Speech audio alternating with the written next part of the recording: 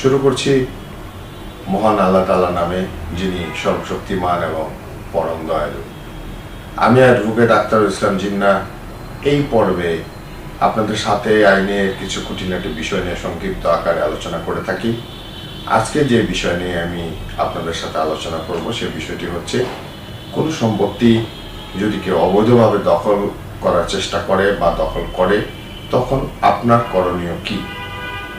এখানে ভূমি অপরাধ প্রতিরোধ ও প্রতিকার আইন 2023-এর 5 ধারা 1 উপধারায় উল্লেখ আছে যে, বেদখল করার চেষ্টা করিলে উক্ত ব্যক্তির বিরুদ্ধে যে সকল প্রতিকার পাওয়া যাবে। 1, যে এলাকায় ভূমি বেদখলের চেষ্টা করা হচ্ছে বা চেষ্টা হচ্ছে, ওই এলাকার নির্বাহী ম্যাজিস্ট্রেটের কাছে একটা আবেদন করতে হবে। আবেদনের সাথে আবেদনকারীর এনআইডি কার্ড এবং মোবাইল নাম্বার দিতে হবে। যে ব্যক্তি অত্র আইনের 5-1 ধারা মোতাবেক বেদখল করার চেষ্টা করতেছে, তার নাম, ঠিকানা বিস্তারিত এবং তার মোবাইল নাম্বার সংযোগ করে দিতে হবে। আবেদনকারী কি সূত্রে মালিক, আপনার যদি জমিটা বেদখল করার চেষ্টা করেন তাহলে আপনি কি সূত্রে মালিক হয়েছেন। যদি ওয়ারিশান সূত্রে মালিক হয়ে থাকেন, সেক্ষেত্রে ওয়ারিশান সার্টিফিকেট এবং আপনার যে বাবা বা তার বাবা এই যে ধাপগুলির পর্চা এবং দলিল সঙ্গে দিতে হবে। বেদখলের যে চেষ্টা করেছে তার তারিখ, সময়, স্থান এবং কিভাবে বিস্তারিত এখানে আপনি বর্ণনা করে দিতে হবে। উক্ত বেআইনি কার্যকলাপ প্রতিরোধ সহ আইনানুগ ব্যবস্থা গ্রহণের জন্য প্রার্থনা করতে হবে।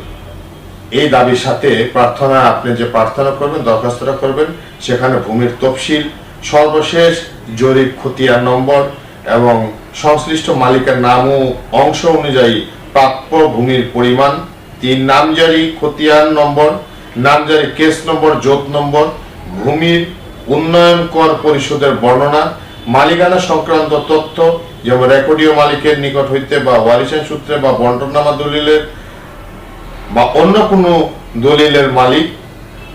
আদালতের মাধ্যমে যদি ওই দলিল জমির আপনি মালিকানা পেয়ে থাকেন, তাহলে সেই আদালতের রায় এবং ডিগ্রি এখানে সংযুক্ত করে দিতে হবে। নির্বাহী ম্যাজিস্ট্রেট তার পরবর্তী কাজ, তিনি আপনার আবেদন পাওয়ার পর তার কাজ শুরু করবেন এবং আপনার যদি কাগজপত্র ঠিক থাকে, মালিকানা সঠিক থাকে, তাহলে আপনি আবার মালিকানা ফেরত পাবেন। ধন্যবাদ সবাইকে। যদি আর কিছু প্রশ্ন থাকে, আমি অ্যাডভোকেট আখতারুল ইসলাম জিন্না, ঢাকা ল স্কুলে প্র্যাকটিস করি।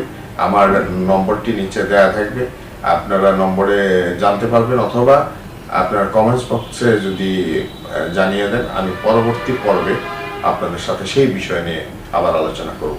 সবাই ভালো থাকবেন, সুস্থ থাকবেন।